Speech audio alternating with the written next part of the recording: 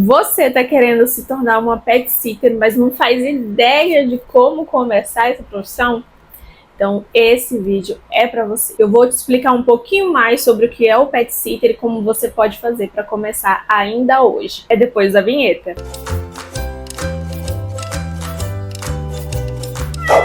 Olá, amigos de pet, tudo bom com vocês?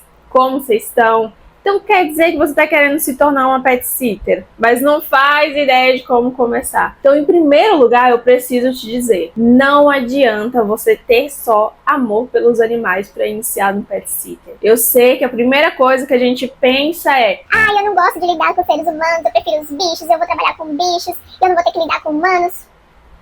Mentira. Você vai precisar lidar sim, e muito, com nós, meros humanos. Porque a verdade é que lidar com os bichos, cuidar deles, estar com eles vai ser a última coisa que você vai fazer. Mas antes disso, você precisa se preparar, se divulgar para que uma pessoa entre em contato com você e esse tutor acabe fechando o negócio, e aí sim você cuida do animal. Mas antes disso, você lida totalmente com pessoas. Então, se você tá aí pensando que vai lidar só com bichos, agora você tem certeza que tá totalmente errada. E claro, eu não posso deixar de falar que o trabalho da pet sitter não é uma coisa que você deve fazer por hobby, por brincadeira, por meu lazer vai ser isso. Não. O pet sitter é uma profissão e deve ser levada a sério. A gente precisa ter responsabilidade, a gente precisa se preparar, a gente precisa ter conhecimento para poder lidar com os animais, porque a gente vai entrar na casa de uma pessoa que não nos conhece, então ela precisa confiar em nós. A gente vai cuidar de um pet que é como membro da família daquela pessoa, então ela precisa confiar em nós. E não há trabalho da pet sitter sem confiança. Então, se você já está aí comprometida em se preparar, em estudar, em se atualizar constantemente, porque o trabalho da pet sitter, a gente precisa se atualizar do mercado sempre. A gente não pode simplesmente fazer um curso apenas e depois nunca mais. A gente precisa estar em constante atualização e evolução. Se até aqui você ainda tem certeza que é isso que você quer fazer, que você quer se tornar uma profissional do pet sitter, então vem comigo que eu vou te ajudar nos primeiros passos. Algumas habilidades aí para você já começar a trabalhar se você ainda não tem. Em primeiro lugar, como eu falei, é um trabalho de muita responsabilidade, então você precisa ser sim uma pessoa extremamente responsável e compromissada. Se você marcou a pré-visita para as 9 horas, esteja lá 9 horas e não 9h05.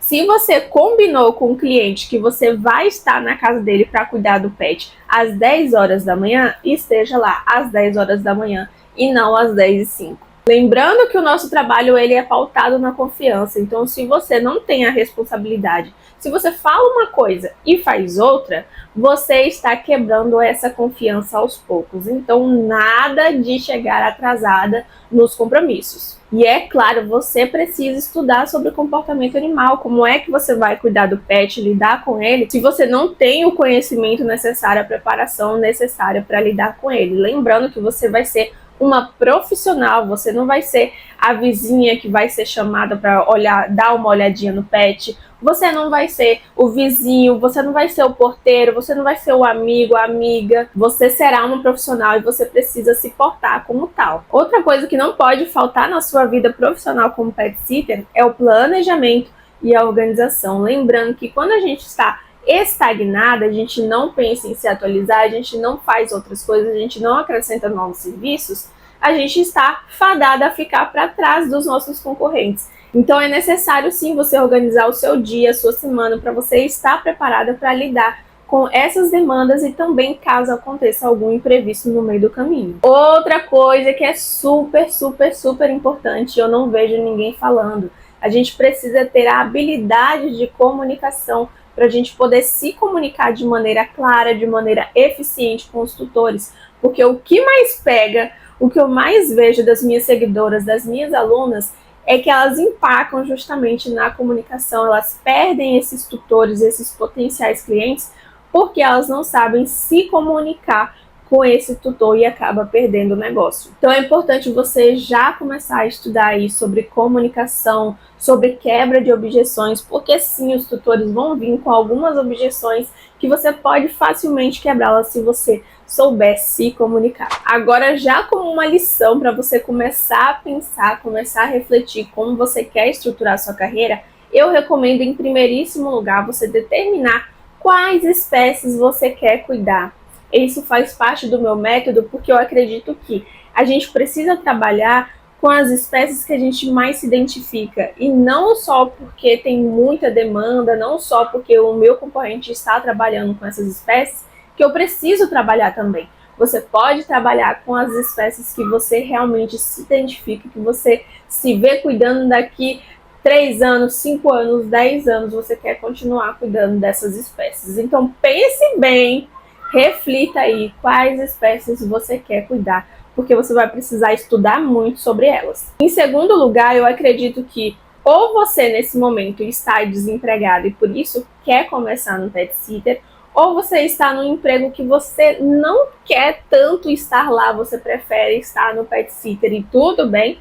Então eu acredito que nesse primeiro momento você também deve definir quais horários, quais dias da semana eu consigo atender essa demanda de pets, porque você já tendo isso muito bem definido e talvez escrito aí, porque eu sou uma pessoa que eu gosto muito de escrever, então eu acredito que quando a gente escreve, a gente consegue ter uma visualização melhor. Então você escrevendo aí quais dias da semana você consegue trabalhar, você vai conseguir encaixar cada cliente que aparecer. E você vai saber exatamente se você vai conseguir atender o cliente no dia e na hora que ele precisa. Após tudo isso, você vai para 2 etapas super essenciais na vida da pet sitter.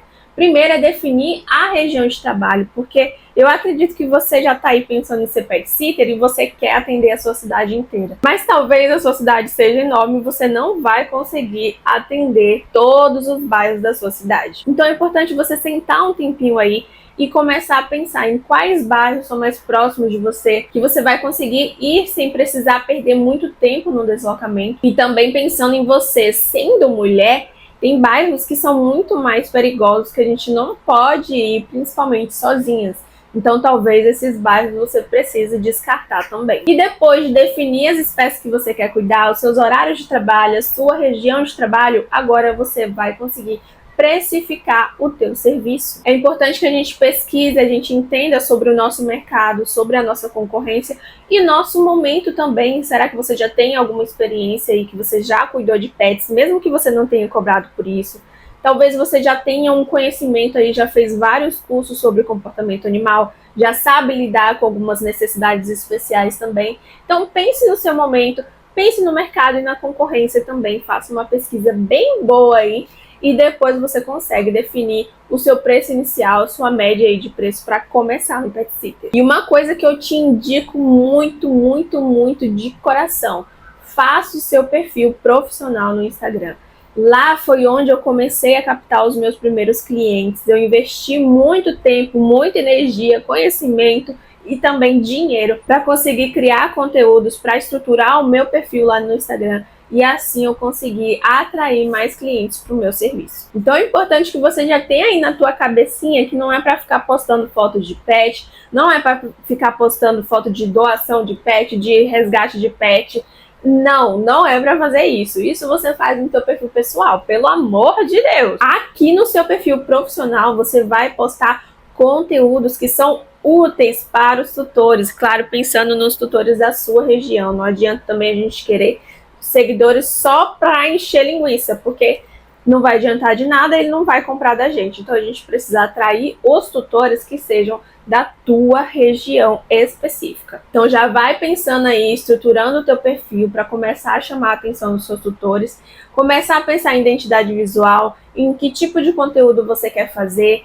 Tudo isso você precisa já ter em mente antes mesmo de começar. Um perfil estruturado já é um passo a mais, porque aí ele já vai estar estruturado estrategicamente, você só precisa começar a movimentar com conteúdos, e quando o cliente chegar até o seu perfil ali, dar uma olhadinha, ele já vai entender que você é uma ótima opção naquela região, já vai começar a te seguir, acompanhar o teu trabalho, e depois ele vai te contratar. E se você ficou até aqui, eu quero te dar uma recomendação do fundo do meu coração. Pet sitter não trabalha sem contrato, pelo amor de Deus. O que eu vejo de pet sitter trabalhando sem contrato não é brincadeira.